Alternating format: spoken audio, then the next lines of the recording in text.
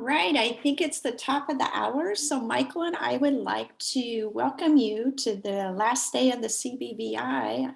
Happy Thursday. And also to the early bird session focused on aligning resources and community supports strategies for accessing underserved populations. Um, we're going to start with a presentation from Maine, and they're going to talk about incorporating the youth and student voice in their strategic planning. And that will be followed by uh, a presentation from Montana, Ellen will be talking about aligning resources and community supports in Montana and how they're doing that. And so without any further ado, I am going to turn it over to the stars of this presentation. And Titus, I'll let you take it away, my friend. Thank you so much, Ruth. Good day, everyone. My name is Titus O'Rourke, and I am the Transition Specialist for the State of Maine, Department of Education, Office of Special Services.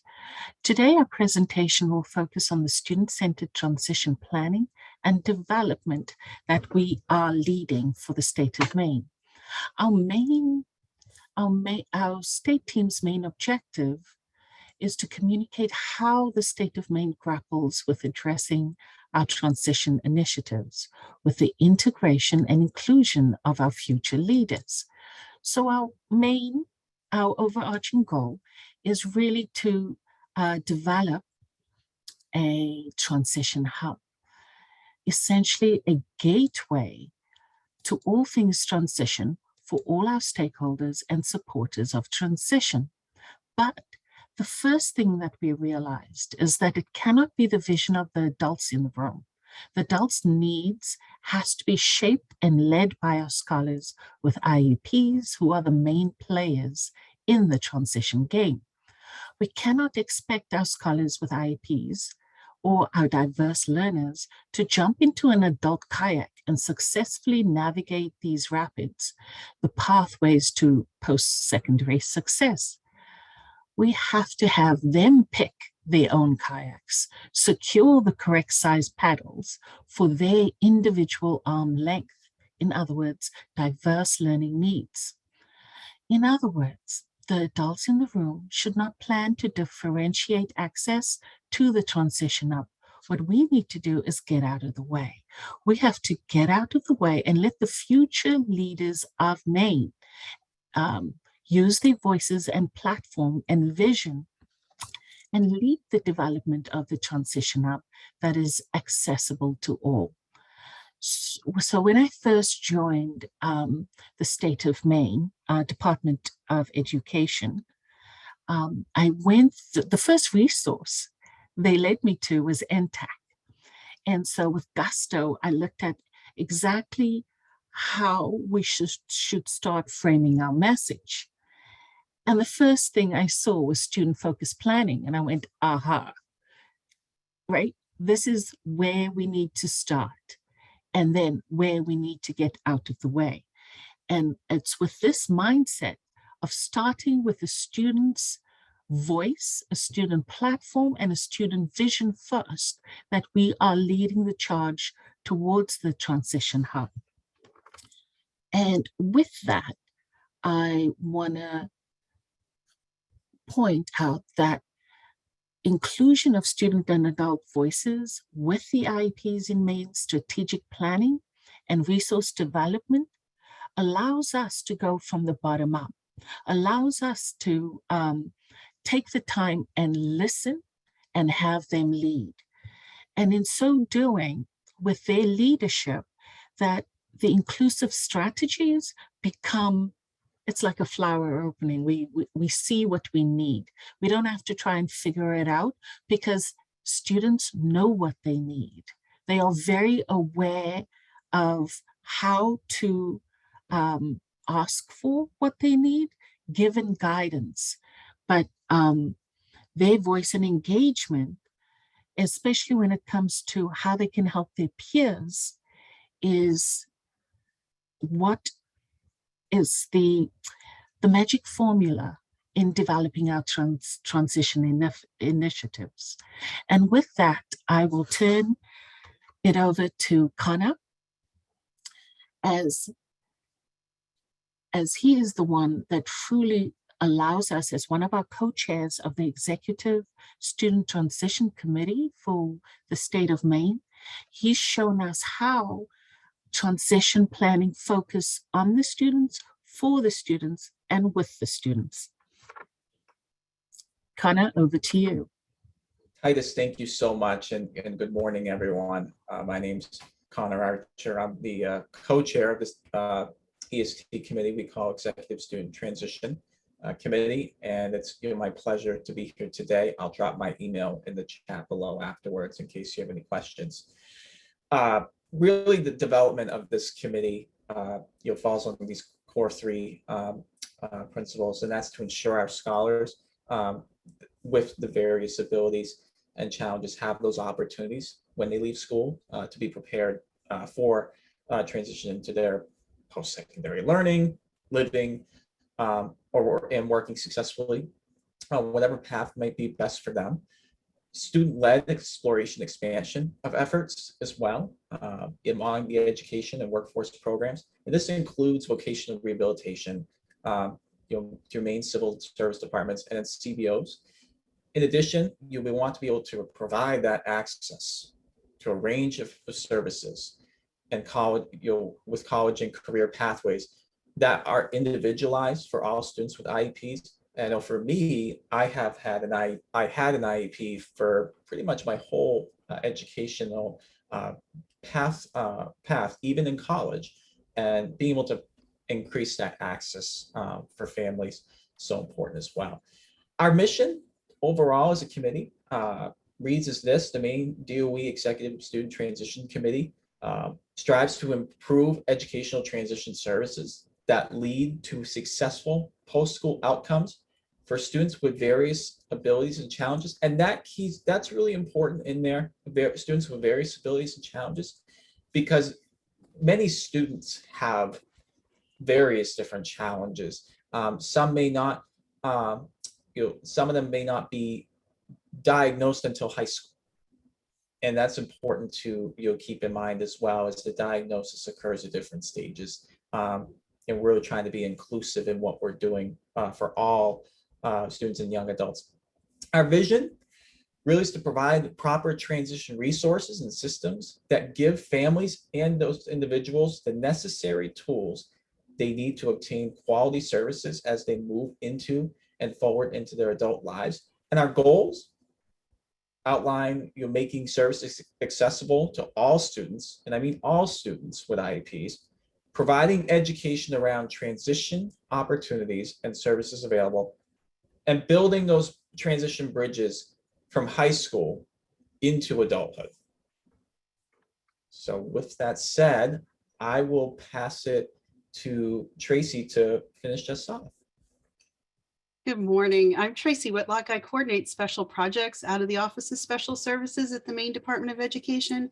I wanted to close our section by talking about what it means to me as someone who's worked in state government to have this Executive Student Transition Committee. Typically in state government, as I'm sure a lot of you are aware, there's their hierarchy, there are ways that we get things done. And we talk, I think, across different states about having stakeholder input and voice in your work. And typically that will look like bringing a bunch of people together, getting their feedback and saying, that was great, we shared, you shared, and we're going to go about our business. The EST committee and what Titus and Connor and Dylan Campbell is also part of this work have done is really, to me, breaking up that mold of what it looks like to collaborate with people outside of the Department of Education. And so, for example, our sessions in the afternoons when we're talking as a group about transition in Maine, Connor is co-leading that work. Before we came to this session, Titus worked with the EST committee and they sat down and looked at what indicators they thought we should be focusing on. So it's not just sharing information one way or both ways. It's really that collaborative effort and having those conversations, and at the department being open to that, which I really think is an innovative practice and isn't just lip service to including student voice. And so I'm just really excited to be watching what's emerging in the state of Maine and really find it to be innovative and exciting. And I think a model for what other states can consider in the future related to making sure that we have student and young adult voice in this work. So this is if you'd like to contact any of us further to talk about the work that we're doing, especially with the EST committee. That the work of the EST committee is a large part of the transition work that we're doing in creating this framework for the state of Maine, that we have a lot of interagency work that we're also working on, and trying to make sure that we have everyone at the table so that we can do things across the state instead of continuing to work in silos, which I think is also an issue in many states as well. So any other questions or comments, we will save for after our friend from Montana gets to share.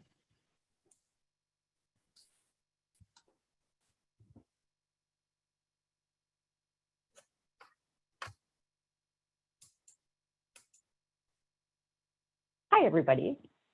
This is Ellen Condon, and like Tracy and Ruth said, I'm based in Montana. I'm with the Rural Institute on Disabilities, which is based in Missoula, and I've been working there since 1996 on various transition initiatives and projects. And currently, I work 3 days a week on a contract as the transition consultant for the National Center on Deafblindness. And so I am working with Michael Fabini, who has been part of your CBBI for a while now. And we are doing technical assistance to the state deafblind projects around transition and work experiences for students with a dual sensory impact of both vision and hearing. So what I want to talk to you today about is what are the challenges and opportunities available in rural, remote towns and communities, but also specifically, what are the challenges for people with a significant impact of disability? So if we start with that scenic slide, Michael, thank you. Employment in your community may look different than it does in a college town. And so as we're thinking about preparing young adults, especially those with ongoing support needs, for their adult life, and we're thinking about what activities we need to have in their transition services in terms of work experience, in terms of self-advocacy, in terms of work readiness, and what their post-school outcomes are going to be, we need to really reference that community. Like, what do people do to earn a living there? How do they earn a living? Because that's going to be different than a town or a small city. We don't have big cities in Montana, but we've got a lot of small places. So if we move to the next slide, some of the typical barriers we hear about in rural towns are the lack of obvious jobs. We're not going to go out and find a job as a post-school outcome. Mostly we're going to be creating jobs. And it's not for lack of work in rural areas. There is plenty of work, but it's not going to be work that's advertised through job openings and help wanted signs. So how you connect with post-school outcomes of employment is different. We also face the challenge of there's very little public transportation, even in our bigger towns in Montana. And if there is public transportation, it's not always accessible. So, but if we think about it as a community issue rather than a disability issue, the potential solutions are so much broader. So think about, how do other people get around in rural communities where there's no accessible transportation? People carpool, people help each other in rural communities. Sometimes there's senior transit in rural communities that you can negotiate with for somebody who needs a ride. And senior transit usually is accessible. For work experiences, we've negotiated with schools to use driver ed vehicles to get kids to a business to do a work experience. For somebody who was doing a work experience in Polson, Montana, he actually negotiated walking from the hospital, which was up on the hill above the school, back to the school. He negotiated that with his gym credit. And then his grandpa, he actually hired using a Social Security work incentive called a pass plan to drive him up the hill to the work experience. And that was something that was put in place while he was a student, and it continued after he graduated into his paid adult job. There's also a lack of large businesses, but again, we can't be looking for the big box stores in rural communities because they aren't there. And even though it's typical for people in small, especially eastern Montana towns, to drive 200 miles a day just to participate in therapeutic horseback riding. I just talked to a mom and her daughter last week who said, yep, we drove 200 miles before we got on this meeting with you because that's where this service was. So even though people traditionally drive long distances in Montana, there's plenty of work locally. You're just going to look for it differently. The other barrier that's pretty significant, and it's getting worse in COVID times, even in larger towns, is that there's few employment vendors, especially those that serve people with the most significant impact of disabilities. And we're even finding that right now in Utah as we're doing a pilot project from the National Center on Deafblindness, working with the Utah Deafblind Project and VR and Department of Ed, thinking about offering students with deafblindness, most of whom don't have formal communication systems. How are we, we're looking at discovery to figure out who these students are and then matching them. The ideal will be that we will match them up with created work experiences. And at this point, we're just, we're looking for employment vendors that would do some work experience, do some job coaching. And even in Utah, there's not a lot of vendors available right now. So next slide, please.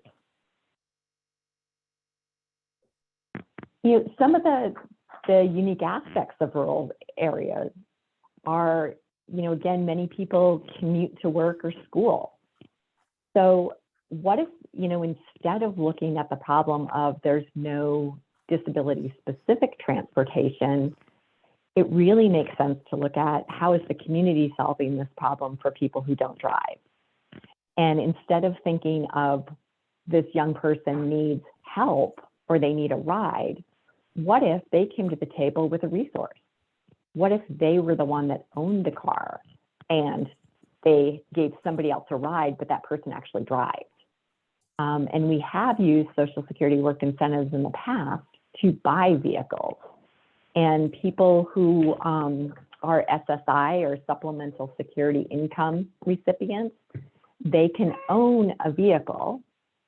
Their main vehicle is not counted as a resource against their Supplemental Security Income eligibility. The other unique aspect of rural areas is that self-employment is really common here. So are we exploring self-employment as an opportunity for work experience in schools as well as the post-school outcome? And I'm going to give you a couple examples of students that did pursue self-employment. And also, as we're looking at what pre-ET services students are getting, how much exposure are they getting to self-employment as a post-school outcome? The other cool thing in rural areas is that everybody knows everybody else, or it's easy to get to know somebody.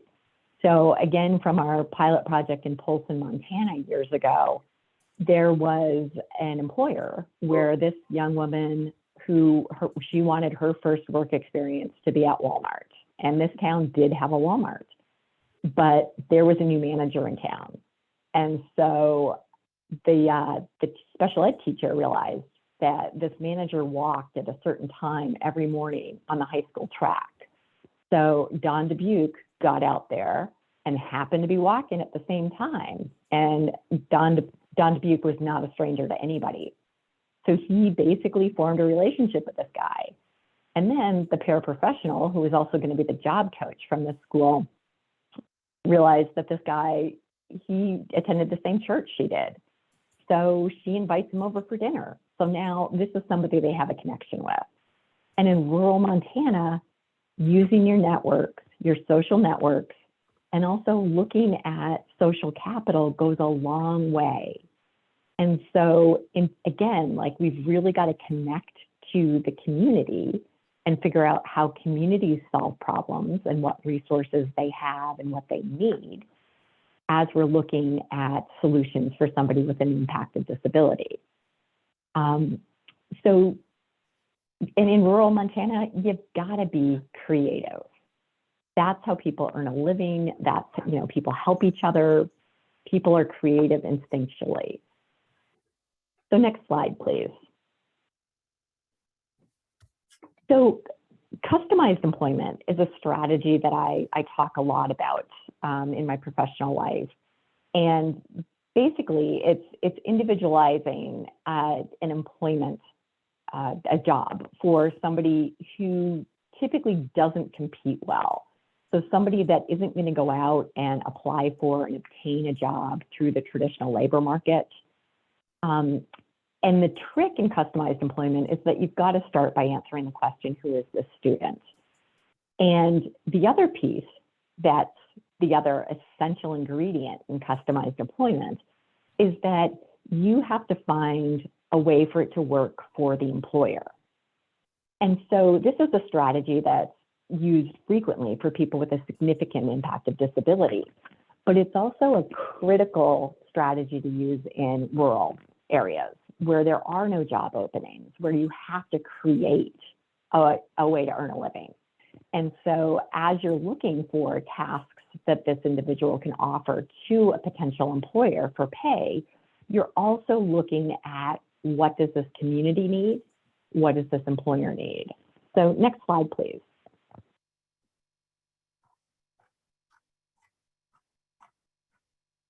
So for one example, this is a young man that I had the opportunity to work with, and he was somebody who had a reputation of very challenging behaviors.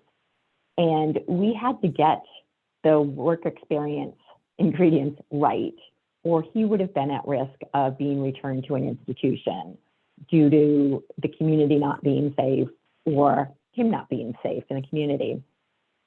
So we did discovery for him, got to know him, spent a lot of time doing observations in environments where he was most who he was, and figuring out what are the critical factors for him to be successful in a work environment. And one of the big pieces was it had to be a sturdy environment. The tasks, he needed to know when it started and when it ended. And you had to be very black and white about that with him, or it would cause him stress, and then you would start to see more behaviors. Tasks that were physically demanding really helped him and his sensory system be calmer.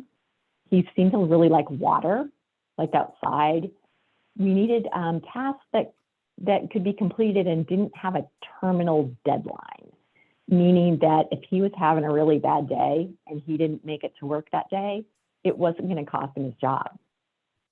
And some of the support he needed was, if anything was going to change or an introduction to unfamiliar places, we needed a social story to warn him. And then there was some debate across the team about how far in advance you shared that social story. And we also needed to teach him about the power and the meaning of money and paychecks.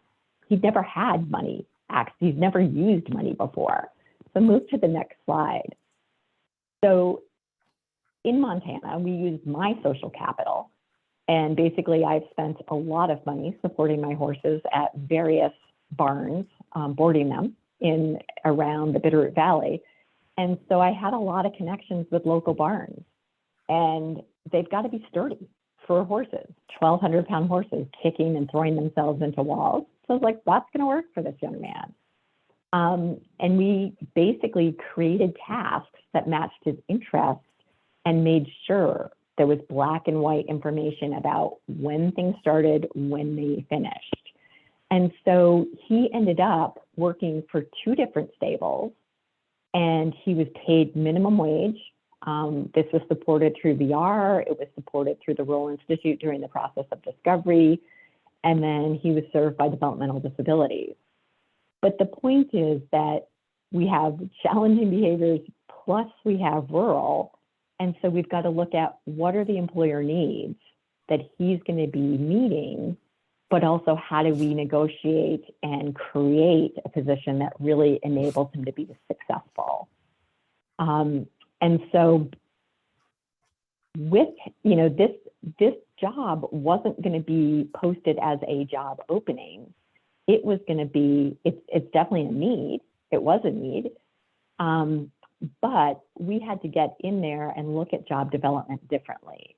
We had to not look at what was advertised as a labor market job opening, but we had to look at what were the things that weren't getting done for this employer that he would be willing, that would be of value to him so that he would pay for them.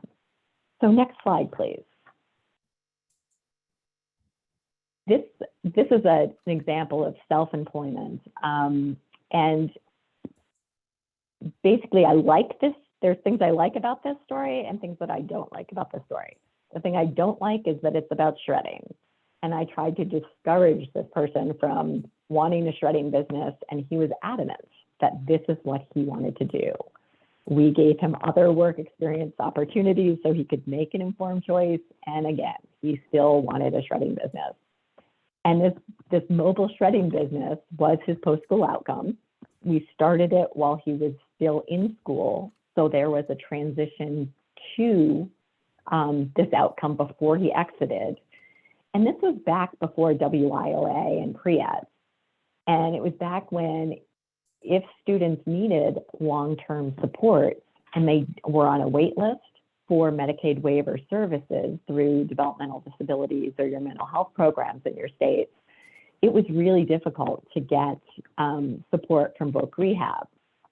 So that's part of why we really looked at placing people into paid outcomes before they exited school.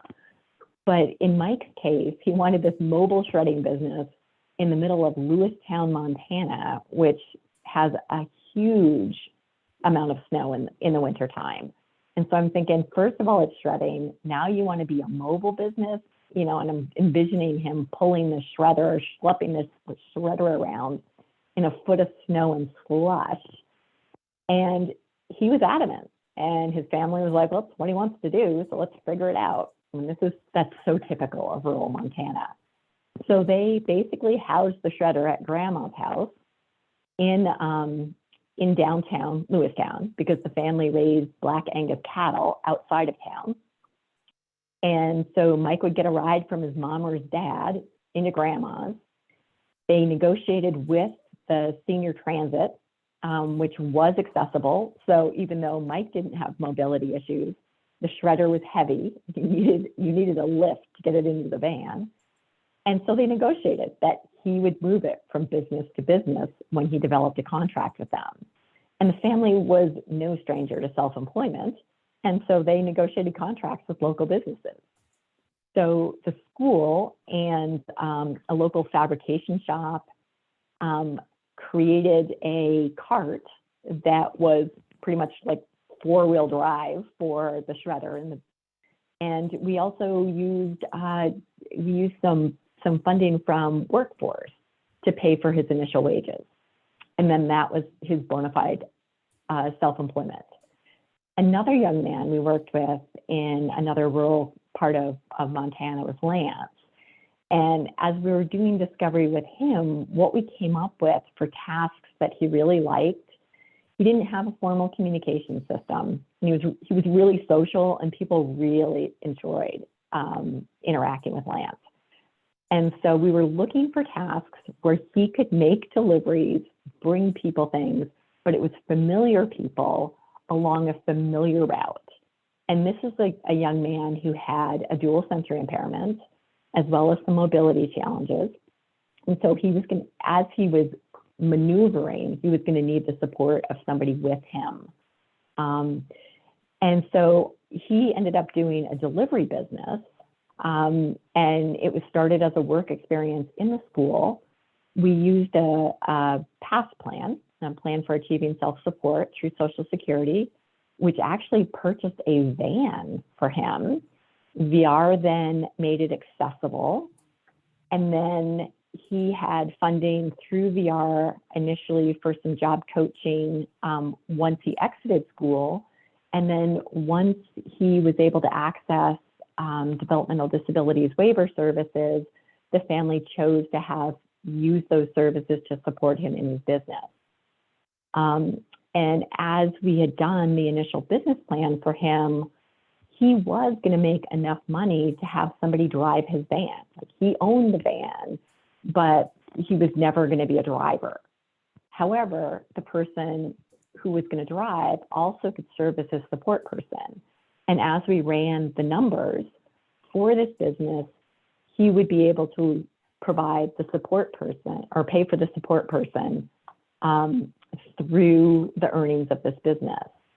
And part of it was honor boxes around the community. Part of it was delivering, and we formed a partnership with a local bakery.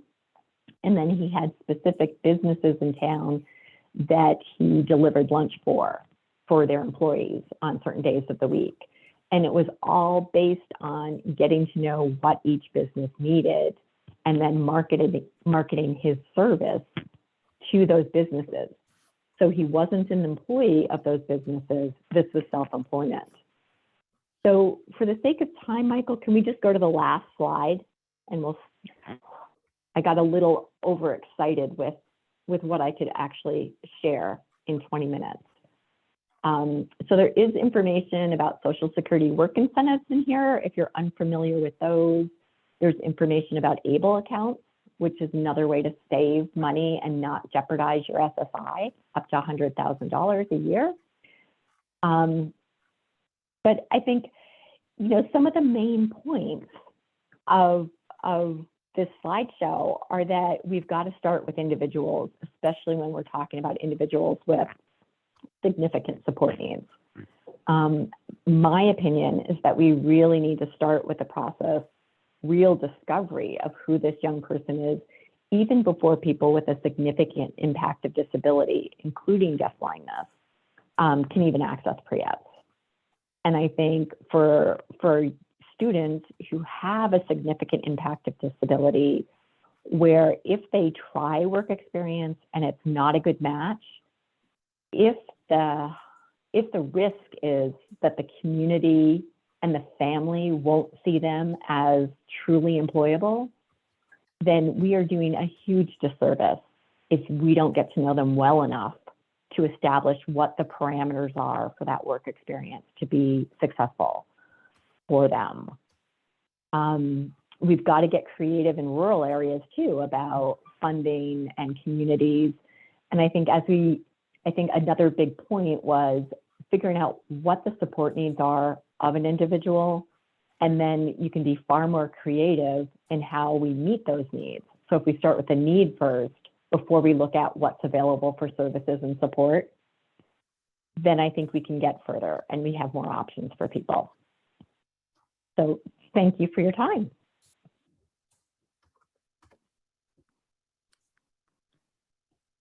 Michael, I think we have some time for questions, don't we? So we do. We have about 10 minutes, Ruth. And Ellen, thank you. And thanks again to the main folks. So if you do have questions, please type those into the chat and we will get to those. Great presentations. My goodness. Wonderful way to start off the morning. Definitely great information. I did see in the chat, and David Hoff, I don't know if you can unmute. I know you have some work that you're doing around transportation from University of Massachusetts, Boston. You'd want to share that. Sure. Thank you, Michael. Thanks, Dave. Since you made the invite. The invite's there. Okay, good morning, everybody. So I'm David Hoff with the Institute for Community Inclusion at UMass Boston. I do a lot of work on employment and transition, but also over the last several years I've gotten involved sort of originally in a cursory way, but more so now on transportation issues. And particularly right now working on a project with the Community Transportation Association of America on inclusive transportation planning. And one of the, some of the key themes of that project, but in transportation in general, is people with disabilities and their advocates need to be at the table in terms of transportation planning and really be fully engaged. It's not enough just to offer your opinions, but really be part of the process. And I would say particularly in rural areas, because first off, you'll be surprised to find, I think Ellen made this point, a lot more transportation resources that are out there than you realize. So it's sitting down with whoever's responsible in your areas. I also always say this, educators, human service professionals, we all talk about the transportation problem, but none of us are experts on it. So it's really critically important that you connect with the experts on it. The folks at the Community Transportation Association of America are great folks. They have a lot of projects. If you dig around their website, they have all sorts of, they have their main website, but like a lot of similar organizations have a lot of other projects focused on technology and transportation, rural transportation, et cetera.